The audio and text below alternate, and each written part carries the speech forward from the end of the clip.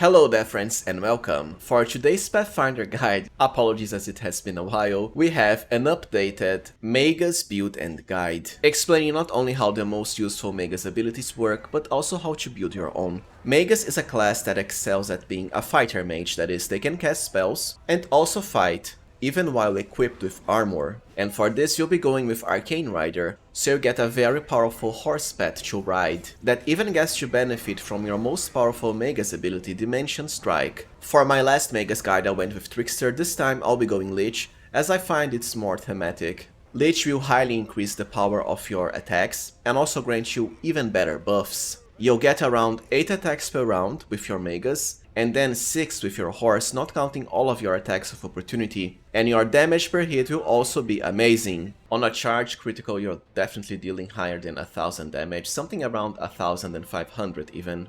And on a normal hit you can certainly go for higher than 500 damage. All of these stacks here come from just a single one of our attacks. As a Lich, you'll also get an absurd amount of hit points, higher than 1000. And most importantly, lifesteal on every single melee attack hit through Vampiric Blade. Even a double spellbook too from all of the Magus and the Lich spells. And you'll get to enchant your weapons with an absurd amount of extra properties for even more damage. So without further ado, let us get started with our updated Magus guide. Now, before getting into the best of the Magus archetypes and their class features, I want to first start by explaining how two of their most unique abilities work. First, Spell Combat, and second, Spell Strike. To start, both Spell Combat and Spell Strike actually require you to be wielding a one-handed weapon, that is, you need the offhand to be free, no shields and no two-handed weapons. Spell Combat allows you to cast a touched spell and then still retain the ability to perform all of your attacks for the same round as a full round action. So you cast a spell, and then do all of your attacks in the same round. You'll incur on a -2 penalty to AB for all of the attacks, but retain the ability to cast this spell. By default, spells cost standard actions, which, well, prevent you from attacking at the same time. Note that this will only work for touch spells. Usually, to know if the spell is touch or not, well, most of the touch spells have touch on their name, but besides that, the description will always state melee touch attack. For example, Corrosive Touch, Shocking Grasp, Frigid Touch, and Vampiric Touch. Now, Spell Strike is exactly the same as Spell Combat, except the touch spell will be delivered to a melee weapon attack. So to put it simply, you get all of your normal melee attacks, and then the damage from both the touch spell and an extra melee hit, which delivers this spell. This can also result in higher damage when it comes to the spell, because the weapon's critical range is what will count. With a great weapon like the Gravesinger Axe or Scimitars and Rapiers, this means 15 to 20 instead of 19 to 20. Note that because this requires you to retain the ability to cast a spell and perform all of your attacks, you essentially have to turn both Spell Combat and Spell Strike on if you want this extra attack per round. Ideally, for most of the Trash Mob encounters and so on, you'll want to combine these two abilities with the Touch of Fatigue cantrip. First, because it is a touch spell, but most importantly, as a cantrip you have infinite uses of it. So what you want to do is just turn Spell Combat and Spell Strike on, and then set the Touch of Fatigue cantrip to autocast by right-clicking it with the mouse, so it shows up here. Even if it doesn't deal any damage, it doesn't matter because the point is getting an extra attack against all of the enemies in the game. For the bosses or the tougher enemies, you can use one of the touch spells for more damage. Now, since we are talking about Magus, we might as well learn how to use their weapon enchantment abilities, and they have a lot of them. First, head to the Abilities tab here, right at the center of the screen. Then you'll have to select the ones you want on. To do that, simply click on them, such as the triple elemental enchantments here. If they're turned on, they'll be outlined by the white square icon. Note that you can't have every single one of them on at the same time, there's a cost to each one. If you go over that, for example, let's try to choose the speed here. Notice that the elemental enchantments turned off. To put it simply, what you do want is first the triple elemental enchantments, then axiomatic or holy depending on your Magus alignments, and lastly Bane. These all work together just fine. Now, after selecting the ones you want, you actually have to activate them. To do that, click on the Arcane Weapon Enhancement ability. This is what will apply them to your weapon, so let's do that. And there we go. So now we have all of the extra elemental damage, and also the axiomatic and bane properties added to our weapon, which will remain on so long as Arcane Weapon Enhancement is under duration. With that out of the way, let's get into the best archetypes, and to me there are basically two choices. First, Arcane Rider, and then Sword Saint. But if you were to ask me, I still think Arcane Rider towers above all others. And the reason is pretty simple: you get a pet as early as level 1, a full scaling one even. While you can only choose the horse, well, the horse might not be the best pet, but it's just fine, it can certainly tank for you, has many attacks per round even at the early levels. And if you've watched some of my other guides, like my pet guide, then you already know how OP pets are overall. Arcane Rider isn't just about simply having a pet. Many classes can do that. The main appeal is that your Arcane Rider's abilities that spend Arcane Pool will also automatically be applied to your pet. This is simply huge for a Magus because the strongest Magus ability of them all, Dimension Strike, which lets you resolve all of your melee attacks for the round as touch attacks, will also be applied to your pet whenever you use it. There are really no words to say how powerful this ability is overall. Touch attacks target the enemy's touch AC, which is always way lower than their normal armor class, especially for the high AC enemies, especially for the higher difficulties like Unfair. Whenever you resolve this ability, and you'll have plenty of uses of it, you'll be hitting anything in the game, no matter the difficulty or what kind of enemy you're facing. And once again, the same will also apply to your horse, which can, by the way, easily achieve higher than 4 attacks per round, something around 6 even. Unfortunately, it doesn't seem like the elemental and weapon enchantments apply to your pet, but you know, Dimension Strike is that good. While you won't get medium and heavy armor proficiency as an Arcane Rider, it doesn't really matter, since through mounted combat, the enemies will target your pet's AC anyways, and as a Magus, especially with this build as a Lich, you'll have more than enough defensive buffs for the very rare cases where you get hit by the enemies. When it comes to Sword Saint, it is true that you have quite a lot of unique features that will increase your damage. The problem is, I don't think it can compare with Arcane Rider. The horse by itself can provide tanking damage, and like I said, the strongest Magus ability will also apply to it, so it's really hard to make up for that. But you can definitely go with Sword Saint too if you prefer. To me it is Arcane Rider though. As far as race, any can work with a Magus really, although I do prefer human because, well, the more feats you have at the early game, the better for you, especially on the harder difficulties like Unfair. And this build is surprisingly feat starved, even for a Magus, because we have both the martial feats and also mounted feats to pick. As far as background, you can go with either Street Urchin and Pickpocket for the bonus to initiative, but I would much rather pick Regional and Shackles Corsair, because this will add mobility as a class skill, and mobility has a lot of synergy with some mounted feats that you'll be picking. For ability scores, strength is actually your main attribute, so 19 at character creation. You also want some intelligence, but 14 is more than enough, the rest you can easily get through gear like headbands. Then 12 dexterity, you don't really need high dexterity with this build, because you can just rely on your horse to tank for you. Even if you were a Sword Saint, ideally you would be using a reach weapon as to also ignore armor class.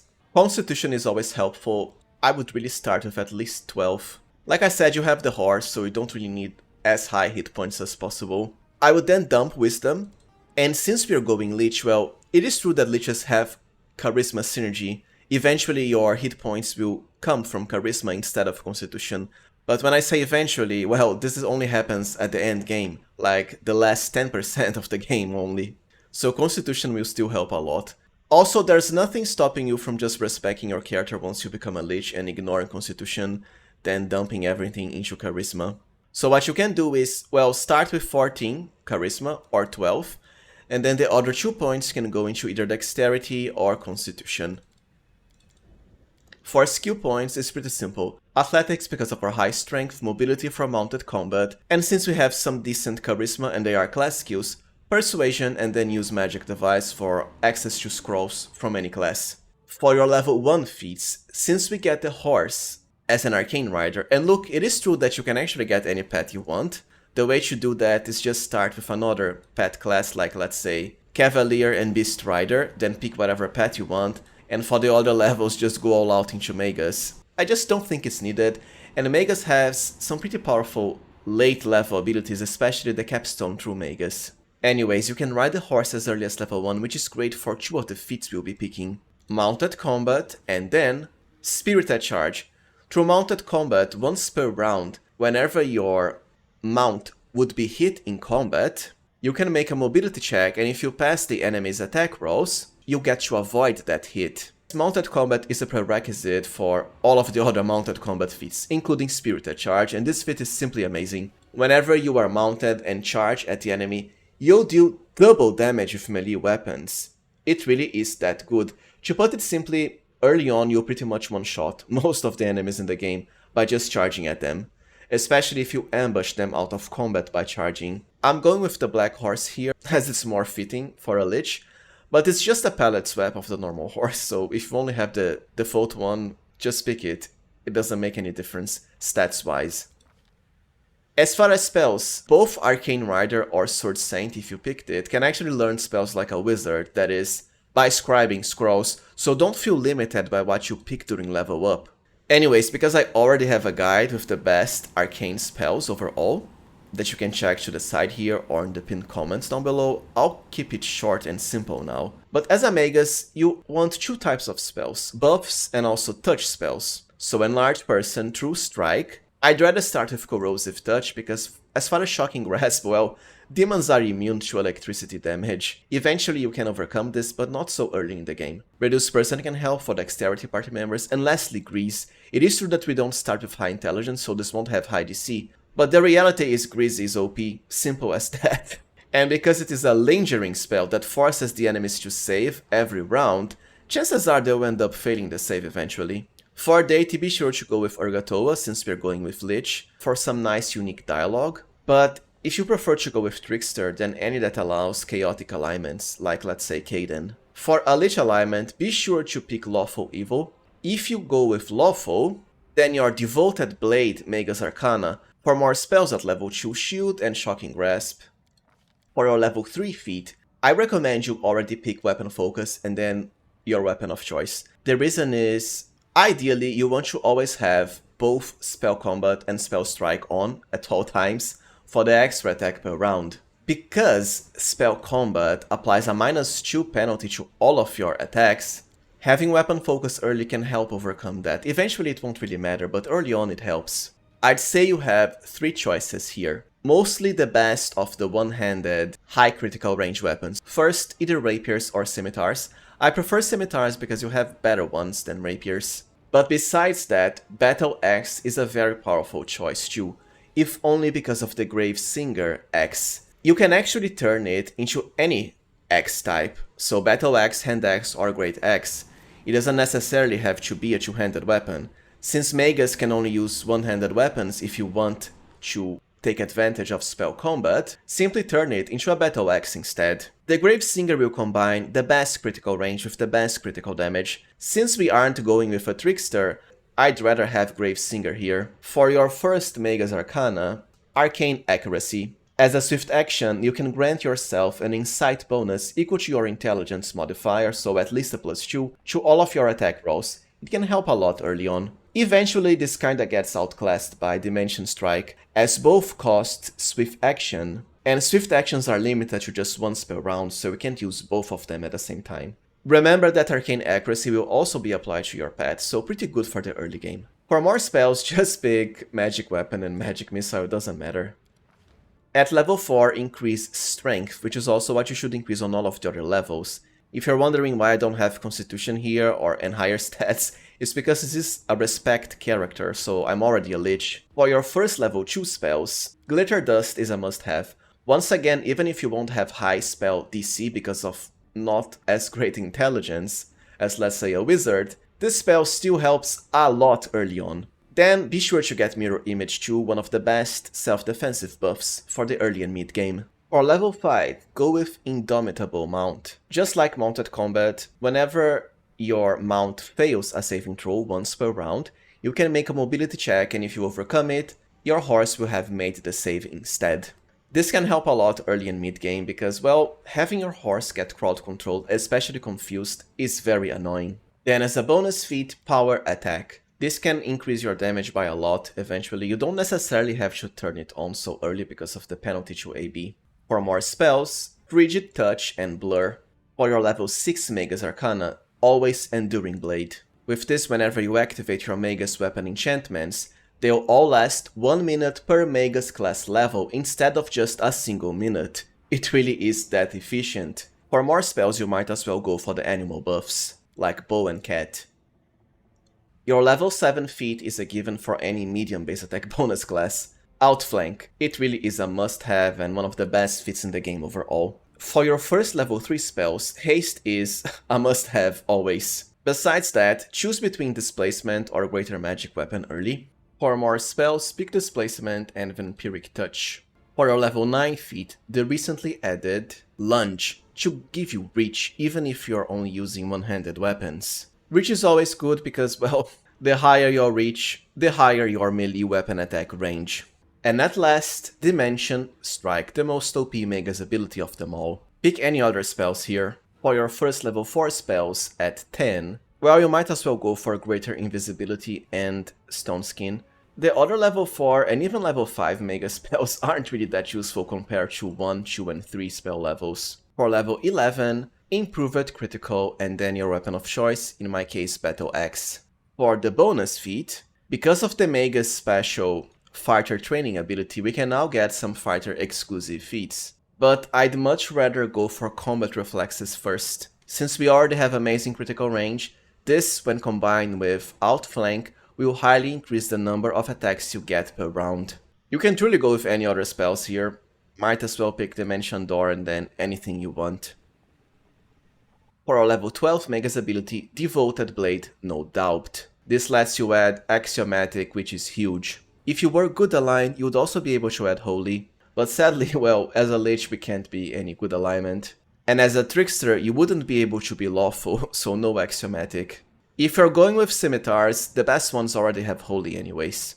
But if you have Scylla or Social as party members, they can also apply Holy to any weapon you want. Pick any spells, then for level 13, Dazzling Display, if only to get Shatter Defenses later. Level 5 Mega spells are rather poor, and at this point you already have some great Lich ones anyways to make up for that. I suppose for the theme you can go with Vampiric Shadow Shield, but this needs to penetrate spell resistance, which is always a bummer.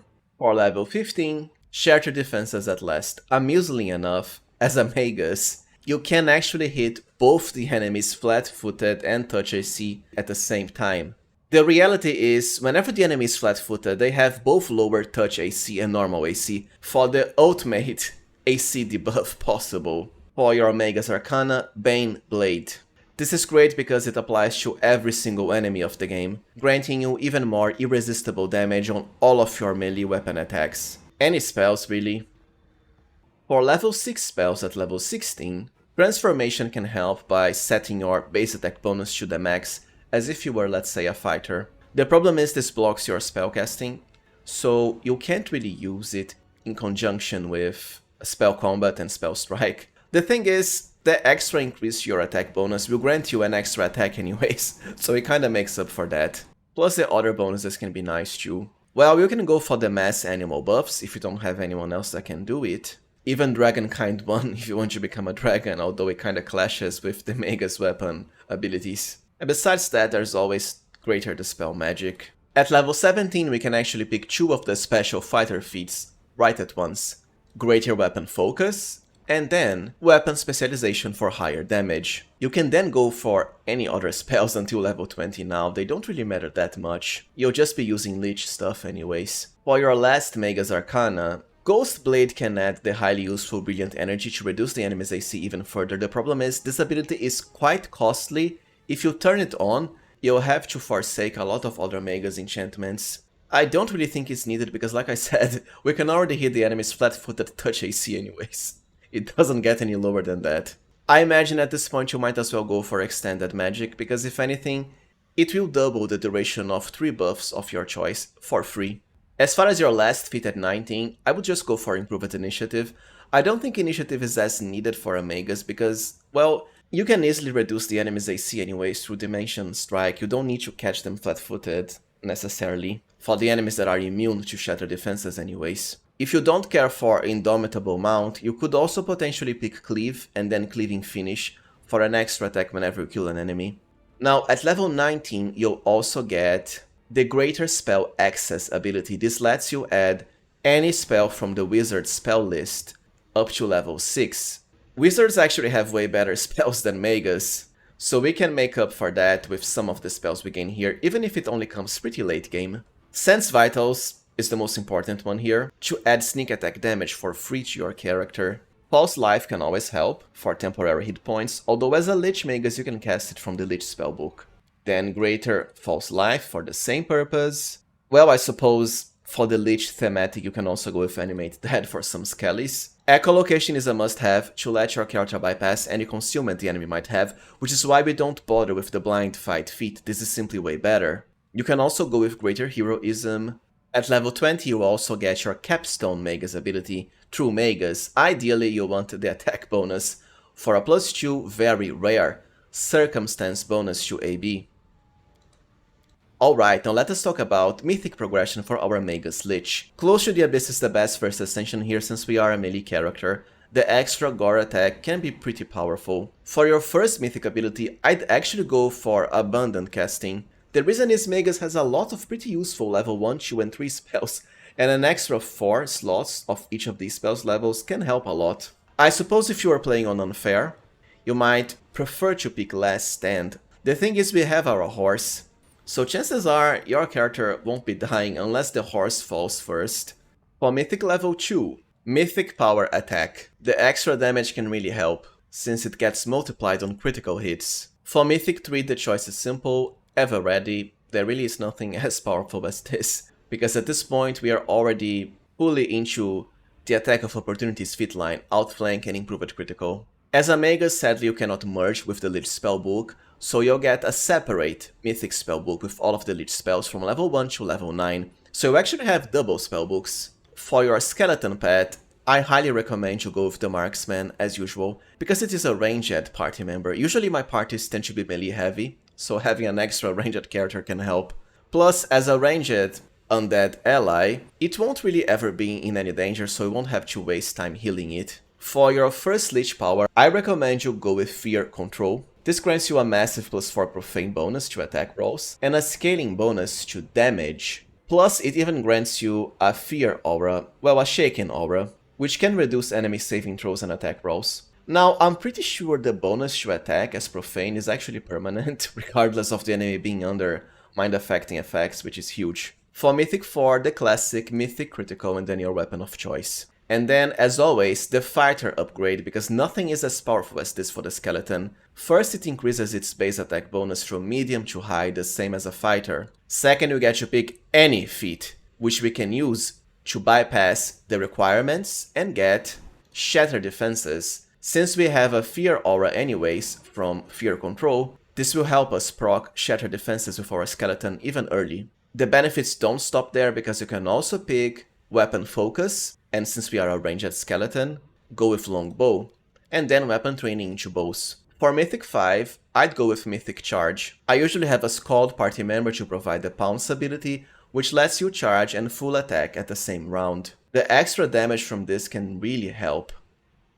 For Mythic 6, Mythic Weapon Focus. We'll be getting Greater Weapon Focus somewhat later than when you get Mythic level 6, but it will still work. Then for your second Lich power, since we picked Mythic Charge, Death Rush. Whenever you charge, you'll deal an extra 1d6 points of irresistible damage per Mythic rank. It's basically the same bonus as Mythic Charge, except you get to apply it twice. So that's an extra potential 20d6 of extra damage to your attacks when charging. It really is that good. If you don't have a Scald to provide Pounce though, you can ignore Mythic Charge and pick, let's say, Mythical Beast here to increase the power of your pet, and then Weapon of Death instead of Death Rush. Skulls are OP though, just saying. For Mythic 7, Mythical Beast to boost our pet even further. Then for Mythic 8, Mythic Weapon Specialization and your weapon of choice. The other skeleton upgrade can really be anything you want. I'm going with Magus here because I find it kind of fun to be a Magus and then also have a skeleton Magus pet. For Mythic 9, you might as well pick Last Stand if you didn't pick it before. Even something like Archmage Armor if you want higher AC, since we do get the Mage Armor spell from the Lich spellbook. Problem is, like I said, you have the horse to tank for you anyways. I don't care much for improved abundant casting as a Magus, since your level 4, 5 and 6 spells aren't really as useful as the lower level ones. There's even always a chance to if you prefer. Anyways, I think Last Stand overall is the safer choice. As for the last Lich power, Weapon of Death, this will add even extra irresistible damage to your Magus Lich weapon. While Deadly Magic can be very powerful to shut enemy spellcasters down, including the final boss, your Phylactery can grant this as a Lich for free. As far as Mythic level 10, I would just go for Mythic Improved Initiative. And any skeleton upgrade you want, might as well go for Inquisitor because of the Judgment ability for even higher damage. Alright, now let us cover gear for our Lich Magus.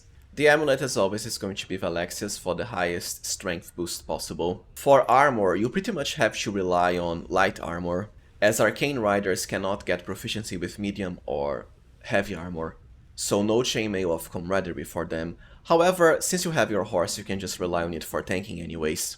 Ideally you want Mithril chain shirts, or just chain shirts earlier. For the robe and shirt you have two choices, ultimately. Wandering Calm Man for the extra boost to attacks of opportunity, or the Robe of the Seven Sins when casting your buffs to increase your caster level, as non-merged liches have lower caster level than merged ones. For the belts, early on belts of strength, later strength and dexterity, as constitution will stop mattering once you truly become a lich at the end game. For gloves, you don't actually have many choices. You can use the gloves of Death Dealer later on for extra sneak attack damage. There's Ambassador 2 if you want the bonus to Persuasion, this can be found pretty early, and the Gloves of the Enduring Wizard for even higher temporary hit points. For boots, Ronak's Sacrifice can help, even if we aren't a dexterity focused character, if only because they also grant a massive boost to mobility, which is untyped by the way, and mobility can help our horse avoid attacks and saving throws. But besides that, there's also the boost of Stampede, for the extra bonus damage when charging. For the Helm slot, at the start, Helmets of Intelligence, while it doesn't increase our DC, the higher our intelligence, the more Magus abilities we can use per day before resting. Ultimately, Darkness Caress for the massive boost to Charisma and also Intelligence, or any other headband of Mental Perfection, or one that increases both Charisma and Intelligence. For the Glasses slot, the Goggles of Piercing Gaze, for the extra bonus against demons. It also increases your Persuasion too. While we aren't a full Charisma character, our Persuasion won't be as high as, let's say, Darren. Through bonuses from gear and spells, it can still be more than enough though for dialogue checks. For the rings, well, Triumphant Advance is as always the best for pretty much any character in the game. To double your morale bonuses, it works for both saving throws, attack bonus, and even damage, thanks to the Heroic Invocation spell when combined with, let's say, Greater Heroism. Second, the Bane of Spirit Ring, as always, it is the best ring in the game by far. Especially for a Magus, because it allows us to convert all of our damage into irresistible force type. As we don't have Elemental Barrage anymore, this can make our Magus triple elemental enchantments become full damage, and that's a lot of extra damage you can convert into irresistible force, just look at this. The hit point cost also doesn't really matter for a Lich, because we have more than enough. First, temporary hit points, easily rechargeable, but most importantly, through the Vampiric Blade spell we are draining loads of hit points per attack anyways. For the braces, as usual for my Lich characters, the Phylactery. To get it as a bracer you just have to turn the lucky braces you start the game out with into it later on. Considering those are one of the best braces in the game anyways, chances are you will stay with them until the end game. This grants you Deadly Magic for free, which is great, and also fully revives you once. Alright, now let's talk weapons and Quickslosts. For weapons, I went with the Gravesinger Battle Axe, because of the increased critical damage multiplier. You can also go with Rapiers or Scimitars, however. As a Magus Lich we can add a lot of extra properties to our weapon. We have Nullifying, Bane Living, Evil Outsider, Bane Flaming, Frost Shock, Axiomatic, Bane Against All Enemies, Holy, Cold Iron, Good Aligned. It's certainly more than enough for tons of extra damage. Don't forget a Fiery Spellweaver Quarterstaff too, just to increase your caster level when casting buffs. As far as Quickslots, some meta magic rods can come in handy even if we aren't really a damage caster. The Greater Quicken meta magic rod can help cast high level lich spells like Negative Eruption as a swift action, so you retain the ability to full attack, or let's say Fist of Blood too. The Grandmaster's Rod will help increase your damage, This works wonderfully with spells like Siphon Life for a huge boost to your hit points. The Dragon Familiar Jarsigex as always for extra damage, which will be converting into Irresistible anyways. So we have triple elemental enchantments and then even more from Jarsigex. The Covenant of the Inheritor always helps, but any character can have this as it works as an aura, so hits your whole party. Of course, since we have high use magic device, we can use any spell to cast anything from any class in the game. Well, alright friends, so this was it for my updated Magus guide. If you found it useful, please remember to like, subscribe, and also consider becoming a channel member. I truly appreciate your support. Thank you for watching and see you next time, friends.